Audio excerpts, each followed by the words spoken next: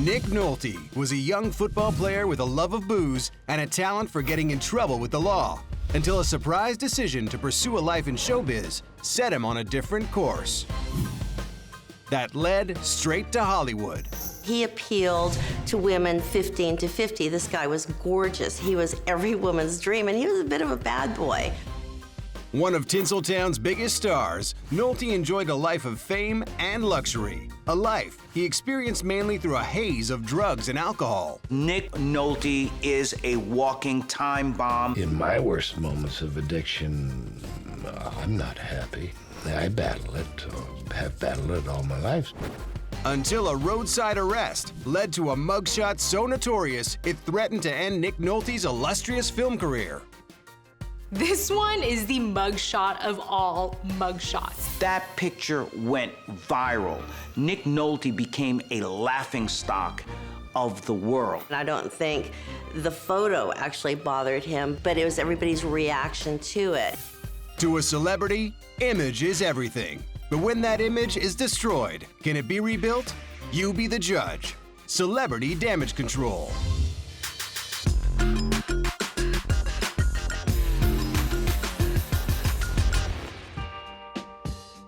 One of the most revered actors of his generation, Nick Nolte began his career not on film, but on stage, taking advantage of his profession to explore the convoluted psyches of complicated men. Nick Nolte has always specialized in playing big, tough guys with problems, manly problems. He's never shied away from diving into that mindset even when it's not in his own interest. A respected performer with a long track record of working with some of Hollywood's top filmmakers, in the 1980s, Nolte establishes himself as one of Hollywood's biggest stars, an Oscar nominee, and the Sexiest Man of the Year. Nick Nolte has had a great career in spite of himself. He's never been one to seek fame. He's what we call a hesitant celebrity. Nolte is quoted as saying, "Fame is not something to be desired, but that won't stop anybody. It's not a fun life." But when a DUI arrest casts a spotlight on the actor's long-standing trouble with drugs and alcohol, the glare threatens to bring an early end to Nolte's acclaimed career. Never in the history of celebrity mugshots has one been so memorable and so damaging to someone's reputation. But for Nolte, it wasn't always about fame. It was more about fun.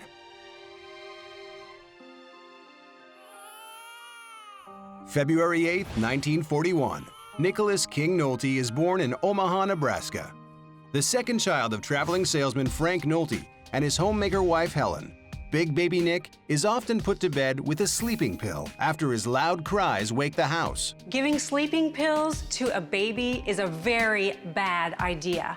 I mean, I think it's sad. From his earliest childhood, he was taking in substances to alter his mood and behavior.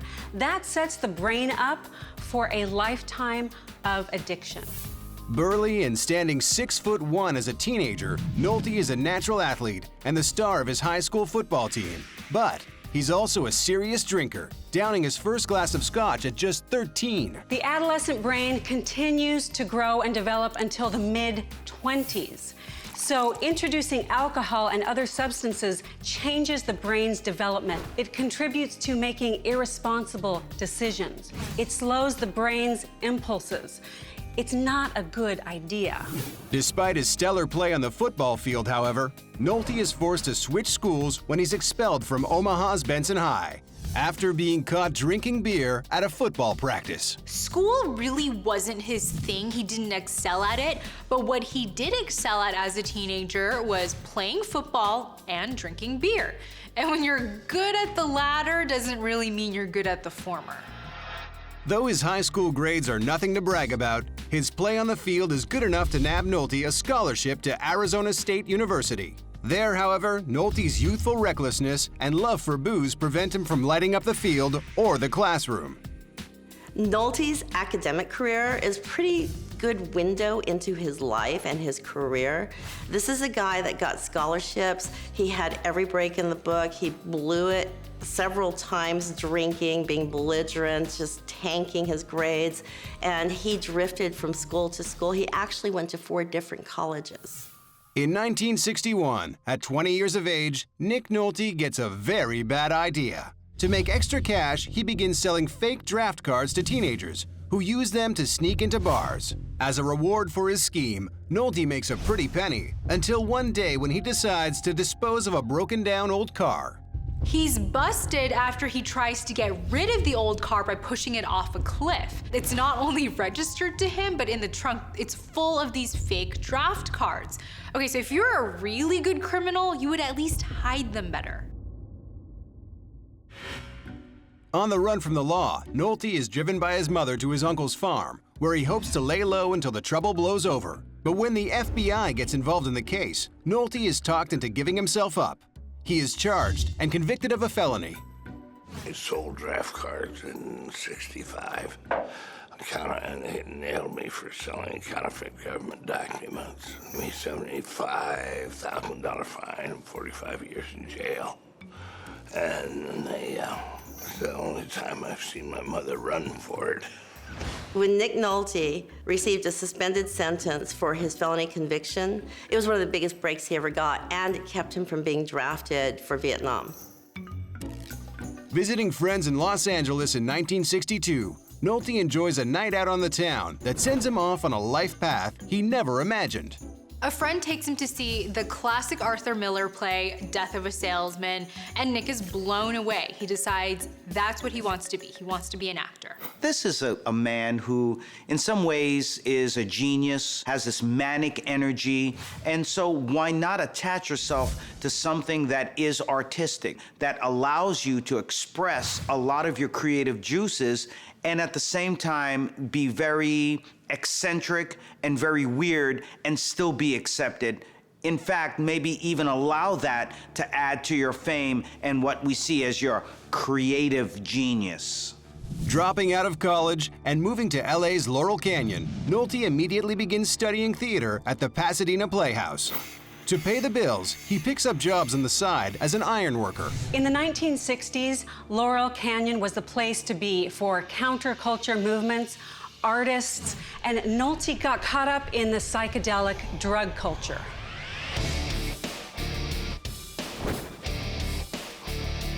Graduating from his theater training, Nolte spends the next 14 years traveling the country, performing in small to mid-level productions from coast to coast, developing his craft, often appearing in up to 16 different plays a year. When he was doing regional theaters, a lot of people believed that this was a strategic plan on his part, but he doesn't think that far ahead. I think he was really enjoying himself on the road and enjoying that life of a vagabond. It worked in his favor, and he got to play a lot of different characters and hone his craft, but that wasn't the plan. Having that big of a plan would have been too stifling for somebody like Nolte. In 1969, Nolte's handsome good looks land him a modeling contract, even as the work he does on stage grows more serious. Both professionally and personally, Nolte prides himself on his ability to explore the furthest extremes of his experience. In his work, he devotes himself to the method technique, which requires him to delve deeply into the inner psyches of the characters he plays. At the same time, he begins traveling to New York to explore his spiritual side with the Hare Krishna and experiment with LSD. It's the 60s. Everyone's trying out new things, substance-wise, spirituality-wise, and one of those people happens to be Nick Nolte, the small-town kid from Nebraska. In 1973, now 31 years old and already a veteran of the stage, Nolte receives critical adulation for a performance in Los Angeles, garnering him attention from Hollywood studios. Finally ready to transition from stage to screen, Nolte makes the decision to cash in. As soon as he changes his focus, he starts nabbing roles on TV and in movies. Hollywood is calling, and Nick Nolte is not looking back. In 1975, at 34 years of age, Nolte finally nabs the breakthrough role he's been holding out for, when he's cast as rebel and tough guy Tommy Jordache in the 12-hour TV miniseries event, Rich Man, Poor Man. TV miniseries were really big in the 70s, and Nolte was nabbing Golden Globe and Emmy nominations for his work. Suddenly, his career is picking up steam, his star is on the rise, just as he's approaching his mid-30s. But the rising star quickly learns that fame is a double-edged sword when supermarket tabloid The National Enquirer learns about Nolte's past as a convicted felon. They're used to strong-arming people, and what they wanted was an exclusive with him for an entire year. Instead of buckling, he actually gave an interview to a competitor, told them all about his conviction, and they got to scoop the Enquirer, and he pretty much showed them what he thought of that kind of tactic. The problems come out when the lies are exposed. He doesn't lie. On the other hand, he has been quoted as saying that he always lies to the press, so you can't really believe anything you read about him. When he comes out and just admits, I messed up, there's no scandal. Despite his newfound notoriety, for the next year, Nolte is unable to find a project that appeals to his artistic sensibilities. He turns down script after script, refusing to take roles that fail to capture his seemingly elusive interest. They ask him to play Superman, but he turns the part down, saying that he'd only do it if he can play the superhero as a schizophrenic. Fair enough, I kinda get it. What it does show is that he's willing to turn down these major leading man roles. A lot of people think Nick Nolte's eccentric. He's not, he's down to earth, but being down to earth in Hollywood is being eccentric. Nick Nolte is displaying his tough and controlling side when it comes to sticking to his creative integrity. But Hollywood is a fickle town. After 15 years spent on the road, honing his craft, Nick Nolte is now in his mid-30s and has finally been discovered by Hollywood, where he quickly develops a sterling reputation as a very serious actor. But Nolte is also flexing his creative muscle by becoming extremely selective about his follow-up projects. He was now enjoying incredible success, and so there was no urgency to line up new roles. He had the luxury of being really, really picky. The success of Rich Man, Poor Man gives Nolte some serious upward mobility in Hollywood. He now mingles in the elite upper tier of Tinseltown's social circles and develops a taste for what he deems the finer things in life, which includes imported spirits and, of course, the LA drug of choice in that era, pure South American cocaine. He's leaving the theater world behind to rub shoulders with the rich and famous. For someone struggling with addiction, Hollywood in the 1970s must have left Nolte feeling like a kid in a candy store. As he embraces his new success, Nolte also sheds his past, splitting with longtime girlfriend and wannabe actress Karen Eklund in 1977. It's no clean break, however, and Nolte soon finds himself back in court, this time staring down a $4.5 million palimony suit. Eklund's complaints about the relationship are numerous, with many centering on Nolte's increasing dependence on booze. Years later, Eklund will tell an interviewer that, quote, taking care of him was a full-time job. So the palimony suit is actually settled out of court, and so they came to a fair settlement, but it didn't quell many of the issues that Nick Nolte had. In fact, it only highlighted and put him out on Front Street as to how disturbed he truly was. In 1977, Nolte signs on for his first leading role in a big screen production, agreeing to star in the upcoming thriller, The Deep. Based on a novel by Peter Benchley, the author of Jaws, The Deep mines the same territory as Steven Spielberg's big screen adaptation of Benchley's previous book, with a story about a young couple pitted against nefarious treasure hunters on the high seas. Despite his previous insistence on only doing work that he believes in, Nolte agrees to star in the low-budget adventure flick after his agent insists he take the work. For the former theater actor, shooting the picture represents a tremendous challenge to his integrity. He's a serious method actor doing these B-movie roles. Reportedly, he hated it so much he drank on set. The Deep was a stepping stone for bigger pictures, though, and he made sure everybody on set knew it. Nolte's hope is that starring in The Deep will remind Hollywood of his potential as a leading man. And despite his disdain for the film's corny premise, The Deep proves to be a hit at the box office, eventually becoming the 9th highest grossing film of 1977. And throwing open the studio doors, Nolte hopes to get a foot in to take his career to the next level. Just as he'd intended, the deep gets him to the more emotional roles that he wants. He gets emotional roles in Who'll Stop the Rain and Heartbeat. Not box office hits, but they're decent movies.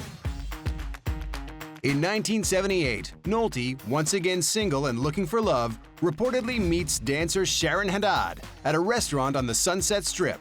Following a brief courtship, Nolte asks Haddad to marry him, and soon the pair are wed in Las Vegas at the Chapel of Bells with the pilot of Nolte's chartered plane serving as the best man. That same year, Nolte finally finds a role he can sink his teeth into. While reading Peter Gent's football novel North Dallas 40, Nolte is drawn to the character of Phil Elliott, a veteran player fighting to keep his spot on the team while battling an addiction to painkillers. The only problem is that there are no plans to bring the story to the big screen. Taking matters into his own hands, Nolte approaches Paramount Studios about the idea of optioning and adapting the novel. To his surprise, the studio's top brass get behind the idea.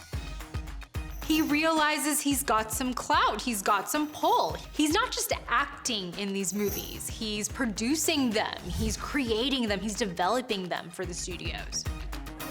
When shooting on North Dallas 40 begins, Nolte and the director are unhappy with the screenplay. So Nolte recruits writer Peter Gent, who wrote the novel, to come to the set and do rewrites on the script. Nolte's perseverance and attention to detail pays off, and when North Dallas 40 finally lands on big screens across America in the summer of '79, the rough and tumble football comedy proves a success at the box office, solidifying Nolte's status in Hollywood not just as a star, but as a player. Appearing on the covers of both People and Playgirl magazines, Nolte is now a household name. At that time in Hollywood, men were pretty much in their prime in the 30s, so him breaking in at the age of 35 was perfect because he appealed to women 15 to 50. This guy was gorgeous. He was every woman's dream, and he was a bit of a bad boy. I thought I had arrived in 1965. I thought I arrived in 68. 74, was a big year for me.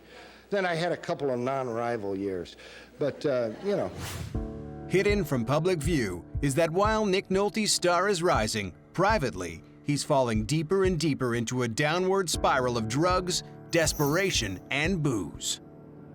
Giving money to someone who's emotionally damaged, who has drug abuse issues, is perhaps the worst thing that could happen to them because they get to live out every destructive impulse that they have. Years later, when looking back on his career, Nolte will have this to say about his early years. You've dreamed about millions of dollars, and all of a sudden, you've got it. For a lower middle-class boy, money meant I could live out my dreams until I nearly died. In 1981, Nick Nolte stars alongside up-and-coming actress Deborah Winger in the big-screen adaptation of John Steinbeck's drama, Cannery Row. Although the movie is panned at the time mainly due to its stylistic look, Nolte and Winger later received praise for their performances. That same year, Nolte signs on for a role that will strap booster rockets to his already thriving career. He agrees to star as straight-laced San Francisco cop Jack Cates, a role originally intended for Clint Eastwood in the action comedy 48 Hours, opposite a young, promising comic making his silver screen debut named Eddie Murphy. A fresh face being groomed for big screen stardom following his breakout season on Saturday Night Live. Murphy is regarded by many in Hollywood as the next big thing. Nolte knows a lot is riding on the success of the film. 48 Hours really paid off for Hollywood and for Eddie Murphy, but especially for Nick Nolte. He was back. This was the 7th most popular movie that year, and we got to see a side of him we hadn't seen before, his funny side. Fresh off the heels of 48 Hours, Nolte's pockets are flush with cash. Money he uses to purchase a small pink house in Malibu that once belonged to Tommy Chong of the comedy duo Cheech and Chong and the Eagles' Don Henley. In time, Nolte will go on to purchase an entire subsection of the Malibu neighborhood until he owns a 6-acre lot with 6 different houses.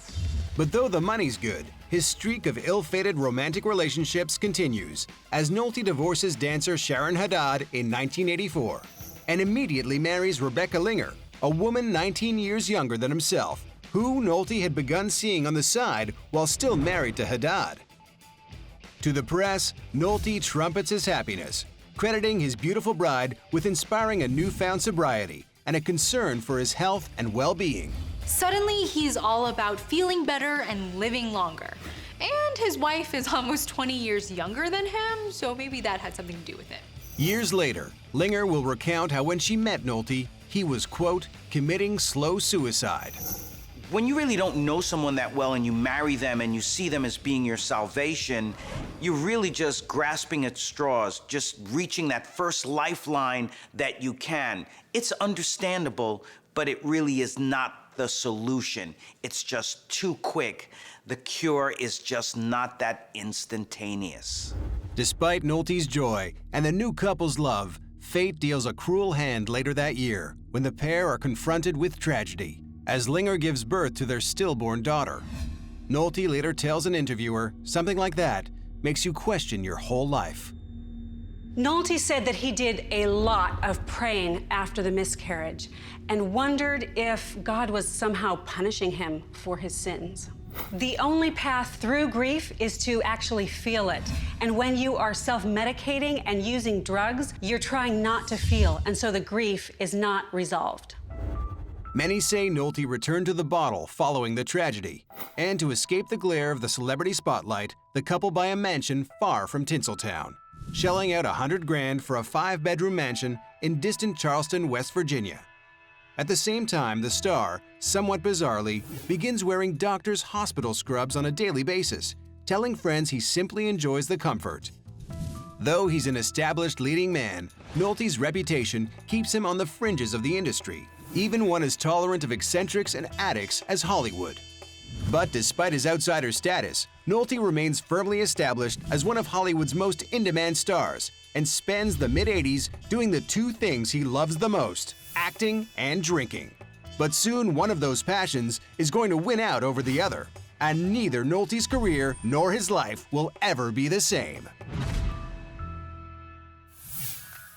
Nick Nolte is a Hollywood star with a reputation for being extremely passionate about his craft. But behind the scenes, the 40-year-old actor is an alcoholic and drug abuser whose addictions are about to spiral out of control. In 1984, he shot a pretty forgettable film with the legendary Katharine Hepburn. She tells him on set that he should stop drinking or it will ruin his career. To no one's surprise, he just ignores her. For many people, in order for them to get the help that's going to last, that they truly need, where they're truly committed, they have to hit rock bottom. It's almost as if they have to lose everything to know that they're really in trouble, and that if they don't do something about it, that they'll lose their livelihood, they may even lose their family, they may even lose their own lives. Nick Nolte had not hit rock bottom at that point. In 1985, Nolte goes to extreme lengths to prepare for his role as a suicidal homeless man in the Paul Mazursky comedy Down and Out in Beverly Hills. He returns to the wandering ways of his youth, moving onto the streets of Los Angeles to live for 3 weeks as a vagrant, not washing and eating only dog food. Nolte is known to prepare for a role, but this was more than just preparation. I think he was living out a fantasy of being a drunk, and it was more comfortable to be drunk on the streets than in a really posh Hollywood mansion. In 1986, Nolte is given a new reason to pursue sobriety, as his wife Rebecca gives birth to a son they name Brawley. It led to him actually being clean and sober for the first time in his life, which also led to a very prolific time in his career. Having shaped up, Nolte spends the rest of the 80s and early 90s shooting one critically respected film after another. He collaborates with some of the biggest directors in Hollywood. He gets a Golden Globe nomination for Weeds. He stars in Martin Scorsese's thriller Cape Fear, and then he tops it all off with an Oscar nomination in Barbra Streisand's Prince of Tides. This is Nick Nolte at the top of his game. Sober, blessed with a young family, and nominated for a Golden Globe and an Oscar in 1992, Nick Nolte is at an all-time high. I would think that I would, if it was, I was in my 20s or 30s or something, I'd probably be drunk right now and miss this whole deal. You know, a little older, there's certain other agendas going on. You know, I got a boy, and that's important. People magazine even named him the sexiest man of the year. No, it is not an Oscar, but as anyone in Hollywood knows, that is PR gold. As Oscar season approaches, Nolte isn't sure what to expect, even after clinching the Best Actor trophy at the Golden Globes. I just moved from film to film to film, and I'm interested in telling that story. I don't look at it as, you know, every one that you're doing is special. You know, you think that's the best story to tell at that time for yourself. On Oscar night, however, Nolte goes home empty-handed, bested by Sir Anthony Hopkins, whose brilliant performance that same year in The Silence of the Lambs both charmed and terrified the Academy. Disappointed by his Oscar night loss, Nolte seems to loosen his rein on the roles he's been choosing. Before, he had turned down roles that he thought were beneath him, but after losing the Oscar, he decides that, you know what, he's just gonna do whatever comes his way, if the money's right. As a result of Nolte's decision, the star spends the next few years trapped in forgettable roles in forgettable films. He does Blue Chips, Mulholland Falls, I Love Trouble. Not really Oscar contenders. It seems very deliberate, like he's kind of wasting his time.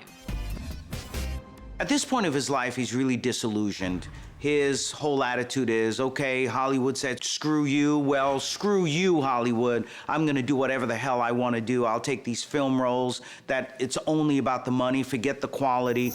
And at the same time, we also see that his marriage is falling apart, which is interesting because he is maintaining that he is clean and sober and not using, but yet he's still going into this very dark place, heading into another tailspin.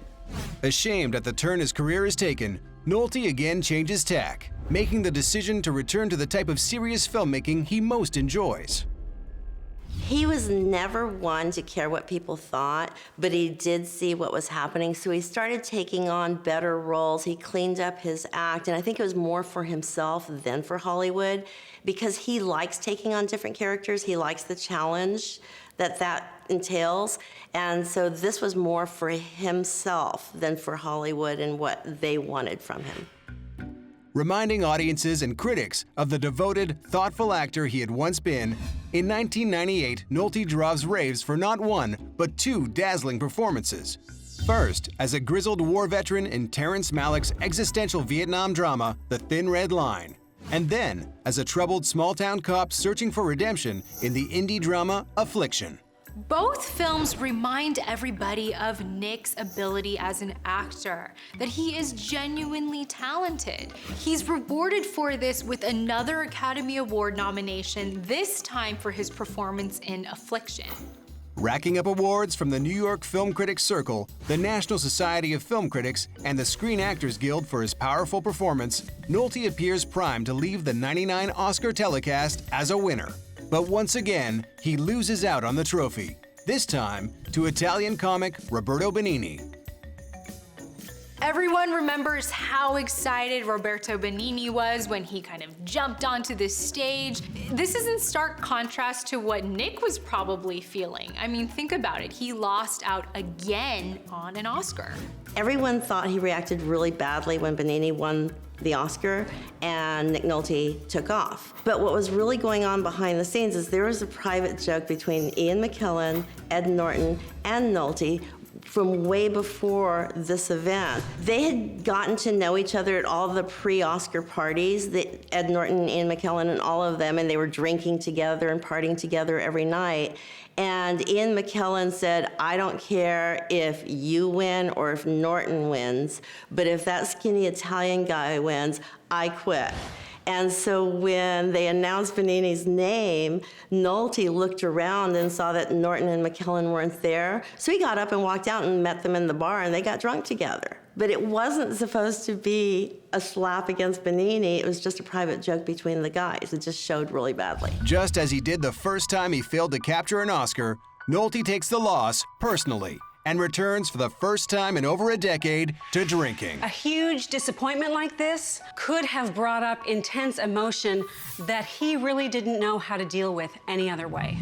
Sobriety is fragile and recovery is a process, and we are about to see Nolte's demons reappear bigger than ever. As the 90s draw to a close, Nick Nolte is one of Hollywood's most revered leading men. But a losing battle with his demons is about to throw the star's career into a tailspin and put him in desperate need of some serious damage control.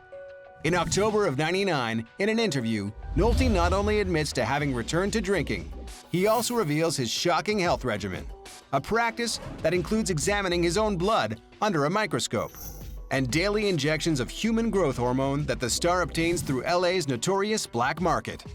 And this is typical of Nick Nolte, always looking for something, always looking for meaning, and in this case, looking for a cure-all to his emotional issues, to his physical issues, by coming up with these really off-the-wall remedies. But all he's doing is self-medicating with the wrong drugs and really hurting himself. He becomes obsessed with his health, but at the same time starts to do things that could be very destructive for him. Already notorious for his drinking, as the new millennium dawns, Nolte's reputation turns to that of a boozed-up old health nut, a hypochondriac as eager to inject himself with testosterone as he is to enjoy a stiff drink. Nolte went very public with his issues, going so far as to tell Esquire and Larry King about ADD, anxiety, and his love for artificial stimulants. I would really hate to be his publicist because there's no control. We need to know what they're going to say. We need to know what they're going to do. And when something happens, they need to come to us before they go to the press and confess all of their sins. But it's worked, and it really is the right thing to do, is just to be honest. In a town where image is everything and people will do and pay anything to keep their shortcomings secret, this guy is refreshing. He just lays it on the line, and it's refreshing to see that, and it has worked well for him. It's ironic that Nolte is known as this health nut, and yet he has this love for medication that's supposed to make him feel better, but it doesn't. It actually precipitates his next crisis. In Malibu, California, in the early afternoon of September 11, 2002, Nick Nolte is arrested by the California Highway Patrol on suspicion of drunk driving. His black Mercedes-Benz is spotted repeatedly swerving into oncoming traffic. And this is when the infamous Nick Nolte mugshot was taken. You know the one. The mugshot, featuring Nolte looking disheveled and wearing a Hawaiian shirt, immediately goes viral, appearing in news broadcasts, newspapers, and entertainment websites around the world, shocking a public unaccustomed to seeing the Hollywood star in such terrible shape. And let me remind you, this was the sexiest man of the year at one point. So here he is, former sexiest man of the year, in a Hawaiian shirt, with his hair all over the place. When an actor gets busted for a DUI and gets their mugshot taken, it's broadcast to everybody, everybody sees it, everybody comments on it, but few become super iconic. This one is the mugshot of all mugshots. Nick Nolte became a laughingstock of the world with the release of that picture. When toxicology reports returned from the lab, they revealed that despite the initial suspicions of police, Nolte was not drunk at the time of his arrest. Instead, an analysis of his blood shows that Nolte was under the influence of GHB, gamma-hydroxybutyric acid, a party drug known on the street as liquid ecstasy. GHB sometimes has been used as part of a regimen to treat alcohol because what it does is it replaces some of the action of the alcohol. This may have been why Nick Nolte was using GHB, and GHB became its own problem for Nick Nolte as it has for countless others. Nolte later explained that on the day of his arrest, he'd started the day by drinking GHB in cranberry juice to kind of boost his morning workout, but he continued drinking it throughout the day until he passed out. Arriving home from the police station following his arrest, Nolte receives a call from an old friend and hero, Hollywood legend Marlon Brando. Brando had read what happened to him and calls him up. He says, look, you have to face your problems. And Nick promises that he would go to rehab, he's going to do himself right. When the Godfather tells you to do something, who are you to turn him down, right? On September 14, 2002, before he's due in court on his DUI charge, Nick Nolte checks himself into Silver Hill Rehab in Connecticut. The media is quick to speculate that the embarrassing mugshot and the huge public reaction to it had something to do with the voluntary rehab. I believe that him checking into rehab was his way of showing the judge that he really was trying. But at the time that he got the DUI, he hadn't been drinking. He had been taking GHB. He wasn't taking GHB to stop drinking. He was taking GHB because he really liked the high. And he didn't realize how inhibited it made him. He just really liked the way it felt. When he shows up to rehab, he's still doing GHB to the point that he actually passes out at the admission desk. Rehab is the right choice for him. After 4 weeks of treatment at Silver Lake, Nolte returns to California to face the judge. Appearing at Malibu Superior Court, Nolte is charged with 2 misdemeanor counts, one of driving under the influence and one of being under the influence of a controlled substance. He's facing up to 6 months in prison, but instead he's sentenced to 3 years probation, mandatory counseling, random drug testing, and $1,300 in fines. Narrowly avoiding jail time can sometimes be a wake-up call, but it can also be, I got away with it again. Stepping out of the courthouse, Nolte waves to photographers and quips, "Don't drink and drive," before stepping into a chauffeured vehicle. One of the things that made him realize this, I guess his wake-up call, would be when the photo did come out, which I don't think the DUI bothered him, I don't think the GHB bothered him, and I don't think the photo actually bothered him, but it was everybody's reaction to it. He had just filmed The Good Thief. Nobody cared about the movie. It completely was overshadowed by this, and I think he saw that this could have been the end of his career if he didn't buckle down and do something about it. Though a humiliating mugshot has shattered his reputation, Nick Nolte escapes a trip to prison with a slap on the wrist. Now the star is going to require some first-rate damage control to get his life and career back on track. To begin resuscitating his image, Nolte launches a full-court press on the media. In my worst moments of addiction, I'm not happy, and I battle it, or have battled it all my life. A lot of times when you have a scandal or a potential scandal, PR companies, publicists make the mistake of trying to cover it up or trying to put a spin on it that's not quite what it should be. And when that comes out, and it always comes out in the end, that's what blows it into a huge scandal. Publicists would be smarter and more effective if they would tell their clients, you've got to own up to this, you've got to admit to it. And I mean, be honest. Just go and say, I messed up. It works.